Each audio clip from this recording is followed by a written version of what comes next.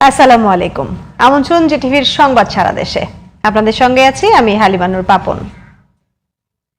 দেশব্যাপী বৃক্ষরোপণ করে পরিবেশকে বাসযোগ্য করতে হবে বলে মন্তব্য করেছেন জাতীয় সংসদের হুইপ রকিবুল ইসলাম বকুল।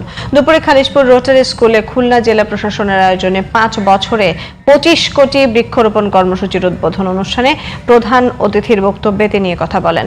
উপস্থিত ছিলেন খুলনা বিভাগীয় কমিশনার মোহাম্মদ আব্দুল্লাহ হারুন, খুলনা উন্নয়ন কর্তৃপক্ষের চেয়ারম্যান অ্যাডভোকেট এস.এম. শফিকুল আলম মনা, খুলনা জেলা প্রশাসক Hure Jannat, police commissioner Mohammad Zahidul Hasan, police super Mohammad Tajul Islam সহ খুলনার বিভিন্ন প্রশাসনিক কর্মকর্তা ও রাজনৈতিক নেতারা।